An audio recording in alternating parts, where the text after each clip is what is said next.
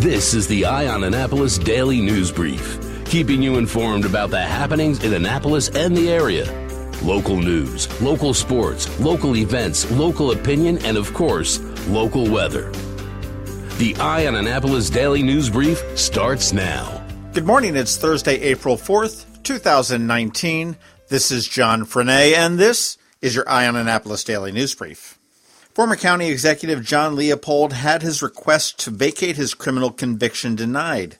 Leopold had filed a coram nobis, asking that his convictions be vacated on the grounds that his defense attorney, Bruce Marcus, did not represent him effectively. Retired Judge Diane Leisure was brought in to hear the case, and she denied Leopold's request pretty quickly, stating that the former county executive did not meet the requirements to prove ineffective counsel.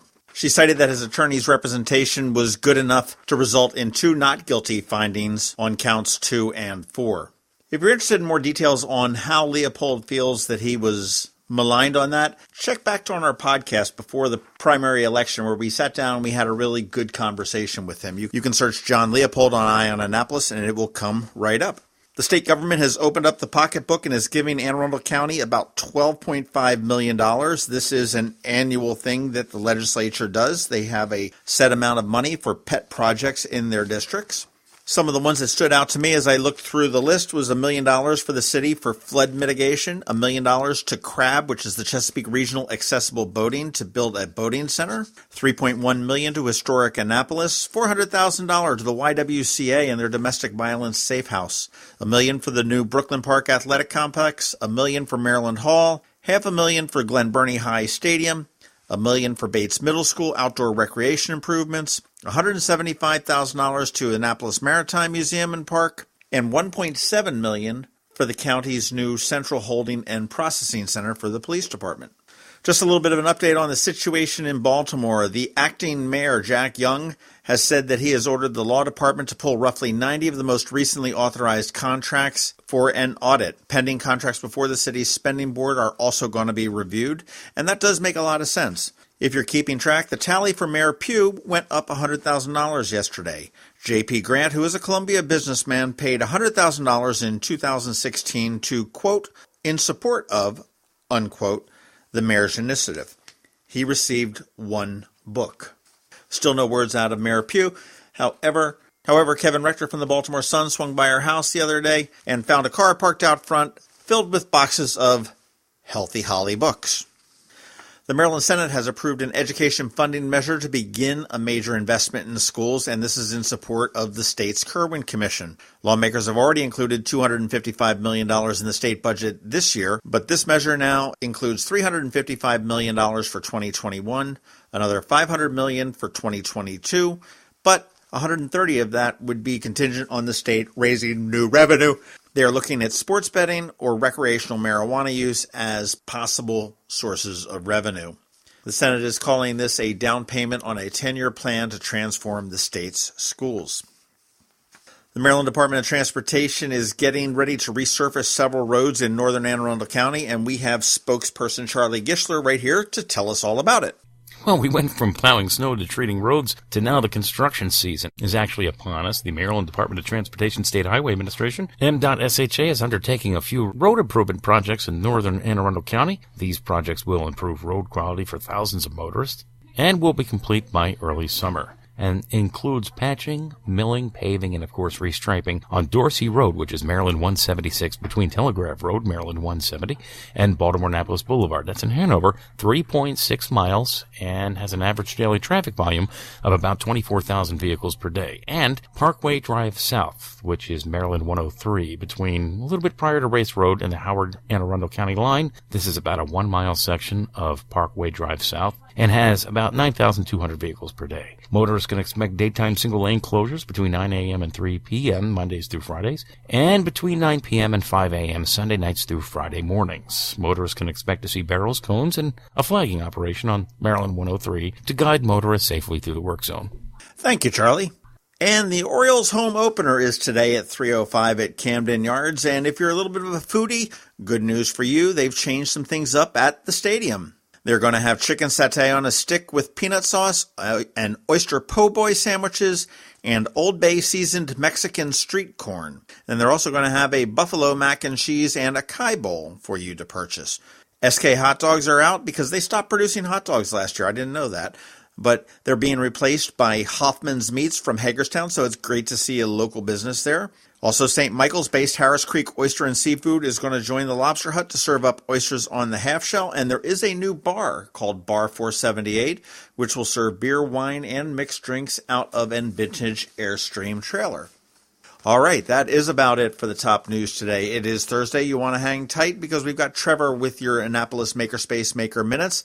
And, of course, as always, we have George Young with your DMV Weather. And he's coming up right after this message from Mac-Medics. Have you ever been to the Annapolis Mall when it opens for the day? Maybe you've noticed the line of folks waiting to get into the Apple Store. As you may know, I'm a Mac user, and today's episode of the Daily News Brief, in fact, all of the episodes of the Daily News Brief have been produced right here on my Mac computer. What you might not know about is Mac-Medics. They were founded here in Annapolis in 1989, and they are an Apple-authorized premium service provider, the only one in the Baltimore-Annapolis, D.C. area. And what that means to you is that they repair all Apple devices, including the iPhone screens and batteries, all without an appointment. And most repairs are done the same day, usually within 2 hours. They also sell everything except the iPhone and the watch for the same price as Apple.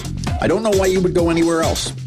Give them a call at 410-757-MACS, or if you're not into the whole letter thing, 410-757-6227. Stop by their retail store in Severna Park on Benfield Road, or their service center in Lanham, right off of Route 50. Or you can always check them out online at macmedics.com. I'll tell you, they've saved me quite a few times, and I know they can save you. Going out?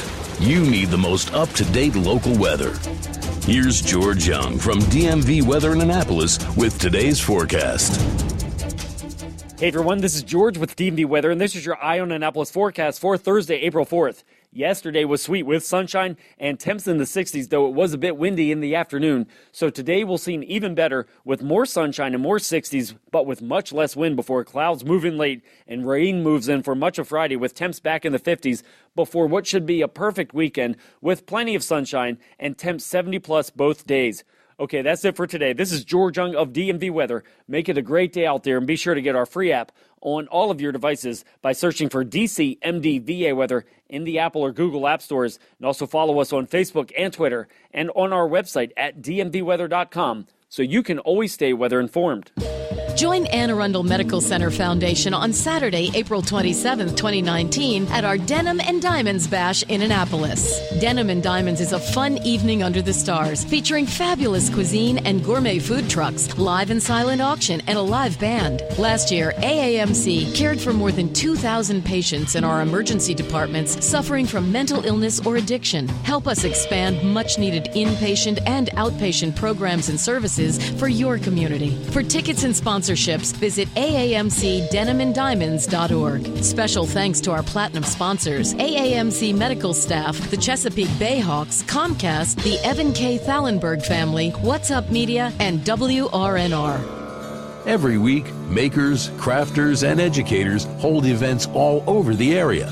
Highlighting some of those, here's our Makers Minute, brought to you by Annapolis Makerspace. Hey, this is Trevor from Annapolis Makerspace with this week's Maker Minutes. On Saturday at Key School in Annapolis is the Annapolis Book Festival. In its 17th year, the Book Festival has become one of the premier community events in the region. Every year, more than 3,000 people attend this free community festival that celebrates the written word. Going on now through May 17th at Quiet Waters Park is Creative Odyssey, featuring 3 local artists from the Carrying Collection Incorporated, showing off their wood turnings, photography, and stained glass art. And going on now through April 21st, Londontown Gardens is hosting Escape Londontown, Ferguson Tavern. The year is 1763. You wake up and find yourself locked in the tavern with your things missing, and your ship leaves in 1 hour. Can you make it out in time? This unique escape room puts you not just in a puzzle to solve, but back in time. There's a bunch of interesting things going on over across the bay at the Chesapeake Maritime Museum in St. Michael's. They have an art exhibition opening this Saturday called Beach Finds of the Chesapeake, which explores a sampling of the different types of finds discovered by those who seek to preserve history in the region by collecting fragments of the past, from shark's teeth and 20-million-year-old fossils to Victorian doll parts to modern plastic plastic toys, and marine debris. The bay holds history, treasures, and trash alike to be discovered by beachcombers. Also, this weekend is the 8th annual Eastern Shore Sea Glass Festival, featuring over 70 artists exhibiting and selling coastal and sea glass related jewelry, home decor, art, and more. Also, next Wednesday, the Chesapeake Bay Maritime Museum is hosting a bronze casting workshop where you can learn about bronze and aluminum casting, creating wood, foam, and wax molds, working with sand and furnace, and pouring molten metal. Also learn about lost wax or investment casting, and more traditional green sand techniques. This week at the Kinder Farm Park in Millersville, on Sunday you can watch the Chesapeake Forge Blacksmith Guild members work on forging metal, a trade that's over 100 years old but still alive today. And on Monday, Chesapeake Forge Blacksmith Guild has their weekly meeting. And on Wednesday at Kinder Farm Park, they're having a sawmill workshop. Weather permitting, Kinder Farm Park's own sawmill club will be running logs through the mill. This week at Local by Design, on Saturday they're making rustic signs with Cricut Studio. Jody from Cricut Studio shows you how to paint, stain, and stencil your own wood sign. And on Sunday, they're having a fused glass seahorse or mermaid class. Create your own seahorse or mermaid hanging ornament. Saturday at Maryland Hall for the Creative Arts is Sip and Carve with Anita Hagen. This will be a one-time block carving and printing workshop. And at Claybakers this week, tonight is Ladies' Night, and Tuesday is their preschool book club with The Tale of Peter Rabbit. A whole lot of things going on at the Anne Arundel County Public Library System this week. Tomorrow at Discovery's Library at the Mall is Grow and Learn. Join the library for a story time to find out how plants grow and plant a seed of your own for ages 3 to 5. On Saturday at the Deal Library is Accessible STEM, building Wigglebots. Make a creature that moves using a battery and motor that vibrates. The program helps children explore STEAM using accessible design, especially good for those with visual disabilities. And on Saturday, but at the Severn Library this time, is Little Robot Storytime. Using Cubetto, a friendly wooden robot, your children learn the basics of computer programming through screen-free and hands-on play. On Tuesday at the Deal Library is Earth Day STEM Storytime. And on Tuesday at the Odenton Library is Do-It-Yourself 3D Puffy Paint, creating puffy paint with ingredients found in your pantry. And finally on Wednesday at the Deal Library is SoCo Grow, this time featuring Homestead Gardens' Heather Wheatley, discussing sustainable growing techniques in France. Learn how planning for the long term will help nurture birds and other wildlife for years to come. This week at the Pongos Learning Lab and Coder Kids Club in Crofton. Tonight is their Thursday night robotics club. Tomorrow is their Friday night gamer club. Saturday and Sunday nights both host adults-only game nights. Monday night is their weekly Lego club. Tuesday night is their Coder Kids Club. And Wednesday is their YouTube Stars and Animators Club. Saturday at the Patuxent Lapidary Guild off the Defense Highway, they're having a class on beginning fold forming and fold form cuff making. First-time students will make 6 projects of sample styles, including earrings and a bracelet, with copper by hammering and forming. Some silversmithing experience is helpful, but not required. And this week at Annapolis Makerspace, on Tuesday is our monthly sewing night. If you have an interest in sewing or any of the fiber arts, come on over and see what people are doing. And as always, Monday nights are for woodworking and Thursdays are for electronics at Annapolis Makerspace. And you can catch me tonight and every Thursday night at Annapolis Makerspace on Renard Court for Electronics Night. And you can find links to all of these events at the Annapolis Makerspace website at makeannapolis.org. And whether you're making art, software, sawdust, or just a mess, chances are you're already a maker. This has been Trevor from Annapolis Makerspace with this week's Maker Minutes. You've been listening to the Eye on Annapolis Daily News Brief. Tell your friends and colleagues this is the podcast where you can keep up on the latest with what's going on in Annapolis.